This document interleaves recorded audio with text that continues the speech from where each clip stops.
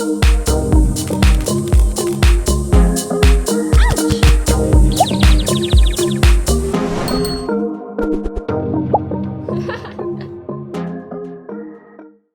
everyone, I'm Meredith and welcome to my channel. If you're new here, I'm so excited that you found me, and if you're returning, I'm so grateful you've decided to come back and watch more.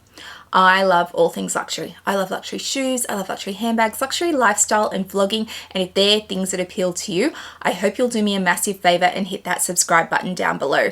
Hitting that subscribe button costs you absolutely nothing and means so much to me, so I hope you'll help me out. It is my last New York unboxing. It's a little sad. It's a little sad because then the trip is over and it's really over, and yeah, it was just such a good trip and I had such a great time, and yeah, it's sad that it's now come to an end, but that's okay because we have Paris.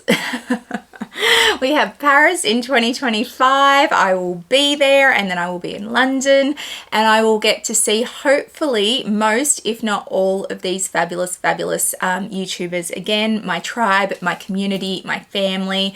I am so looking forward to seeing them all again. If not on that trip, we will see each other again. I said to Gwenny on the last day when she left, goodbyes are always sad, especially when you don't know when the next hello is going to be.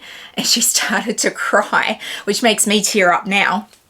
But yeah, it's a little bit sad when you say goodbye and you're not sure when the next hello is going to be, because while we can plan for Paris in 2025, are all of those people going to be able to make it? Will we actually get to see them? Life happens sometimes. So yeah, it's a little sad, but I have absolute and complete faith that I will see absolutely each of those wonderful women again. If not in Paris, then certainly at some point in the future, and that is why we have FaceTime and WhatsApp and any other way we want to communicate, Zoom, and we need to do better at spending time together that way, because we can't spend time together in person all the time. So I hope you've enjoyed this New York, series. I've got a whole playlist of the vlogs and all the unboxings that are linked to it, so you can go back and revisit anything that you might have missed. So I think there were 4 vlogs, and then we had the Dior unboxing. We've got the David Yurman and Tiffany unboxing. I want to say Yurman, and I know it's not right. It's Yurman, but then I question my accent every single time. But it is David Yurman. We've got Chanel from Fashionphile, we've got a Fashionphile, we've got Judith Lieber, we had Alexander McQueen, and we're going to finish on Chanel. It's certainly not the least. It's the last, it's definitely not the least. So this Chanel bag came from store. It came from Bergdorf's, so the little Chanel concession in Bergdorf's. Now, I have said it before, there was an overarching theme to this whole trip of it's meant to be, because it just kept happening. Bags presented themselves, things presented themselves that we had said out loud at some point, and then suddenly there it was there in front of us. And I think most of us had that experience at some point on this trip where it was like, this is meant to be. And I had quite a few of them, I've got to say. My Alexander McQueen jacket, it was meant to be.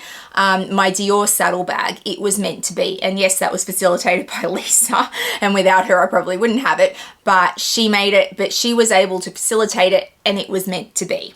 The Chanel sequin bag from Fashionphile, it was meant to be. Judith Lieber, it was meant to be. This bag was also meant to be. And I am like so happy that this trip had that whole overarching theme, that it was meant to be, because the trip was meant to be. So this bag was not on my wish list before I went. The Chanel bags that I bought, both were last minute, oh my goodness, right before I went. Like I saw them, and I like the one from Fashionphile, obviously I saw it on Amelia when she got to New York, and I was like, oh my goodness, I need to own that. This one I had seen just before I went to New York. It showed up on Rod from the Lux Theory's page. He was reselling a version of this bag, and I was like, that is beautiful. I love it. But the color he had, when I saw it, I was like, huh, that's interesting. I wonder if they did other colors. And it turns out they did. They did one other color. So I was like, you know what? If that color, if I walked into a store in New York and that color was there in that bag, I'd buy that. And then, poof, there it was. And I was trying it on in store and Amelia's going, well, you said if it was here. And I was like, oh, now I've got to buy it. Can I say, and I know this has also been an overarching theme of this whole trip and I've banged on about it the whole time, the service I had at Bergdorf's Chanel was really impressive. Now, Chanel is generally a brand when I go into it. I'm not always expecting the best service. Sometimes the sales associates can be a little bit snotty.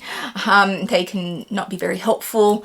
I do have a couple of sales associates here in Sydney that I have contact with and who are lovely. So I can certainly tap into that. But when you go into a Chanel store cold, they don't know who you are, you have no relationship, you're just wandering in, you're not always expecting the best service. So I felt like the Bergdorf's concession, they were all really warm and really welcoming and really did go out of their way to help us. Lots of us were looking at different things. So Deb from Wild Unfiltered was there, Amelia from Amelia Rose's Closet was there, and Lisa from Luxury and Life in the Middle. We were all, the four of us were there because we'd been to Dior that morning and we'd had lunch together at the Bergdorf's restaurant, and we'd been shopping together. So we're all standing there in Chanel and we all wanted to see different things. They were happy to get things out of cabinets. They were happy to help us as much as we wanted to be helped, but didn't like hover over us, which I hate being hovered over. And then I just happened to say to one of the sales associates, do you know this bag? And she's like, yes, we have that. And I was like, you have this? She's like, let me go get it. So she wandered off to a different part of the store. It must have been the storeroom. And she came back and there it was. And I was like, wow. And as an adage to this story, when I took this bag out of the box, and I know you're saying, shut up, Meredith, just get to the unboxing.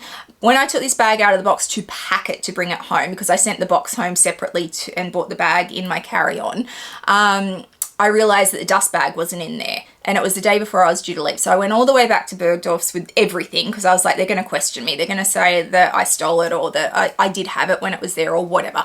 So I took everything back and I walked in and I pinpointed someone that he didn't serve me on the day, but he was certainly was there and acknowledged us and helped us with a few things while we're there. And I found him and I said, I was in the other day and I bought this bag, but there's no dust bag. And they were like, and they were all standing around because it was dead on opening. And they're like, there was no dust bag. There's always a dust bag. I said, there was no dust bag. I said, I know when I open a Chanel box, it's always the first thing on top. And they said, yes, it is. And I said, it's not there. I've been through the whole bag and I can't, the whole box, and I can't find it. I expected pushback. They were so apologetic. They were so I'm so sorry. And you had to come all the way back. I said, I was just grateful. I realized before I was leaving tomorrow, and they went, oh, we're so sorry. They were so kind. And then they just gave me the dust bag and off I went. So I wasn't even questioned on it. And I really did expect that I was going to get pushback for it. So Chanel at Bergdorf's, couldn't fault them. They were really lovely. Anyway, let's unbox the bag because you want me to shut up now. All right, so in the box, yes, the ribbon is off. I took it out of the box. I shipped the box separately home, and then I bought the bag back myself. So in here we have the beautiful envelope with the bits and pieces in it, including the cloth. Is this new? Somebody tell me who buys more Chanel than me. Is this new? Is this specific to this bag? Because it used to be in the card that opened up. So I'm wondering if this is new, and it's got the quilted pattern on it, which is really cool. So I'm wondering if this is the new thing they do. Someone who buys more Chanel than me, let me know. And then we have the dust bag, and I put the bag in the dust bag because that's how I got it home. And then, yeah, there's nothing else in here because the book went in there, and I think I threw the ribbon out because, yeah, too much. So let's have a look at it. And I will link Rod from the Lux Theory's page down below as well, his Instagram account, for you in case you love this bag and you want to see the one that he has, because it's beautiful. And if I had all the money in the world, I'd buy the one he had as well, but we don't need multiples. We don't. So pretty. All right, let's get it out. and it's still in the tissue paper because I did not take the tissue paper off. So let's quickly do that so you guys can actually get the full effect of the bag. Okay, I finally got all of the tissue paper off. That was a mission. Really well wrapped, Bergdorf's. Good job.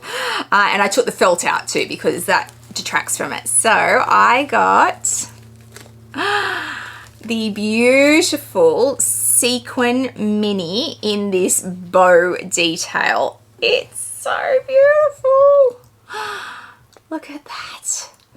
And then if I flip it around, it says Chanel across the back. So it's just this beautiful black sequin with these white Chanel stitches. So these black ones sit up and move. The white ones are also sequins, but they are all sewed down. So those ones don't move. So this is from 24B collection, the small flat bag white M, it says. So it is black with a white bow. Rod from the Lux Theory has the white with the black bow, which is also stunning.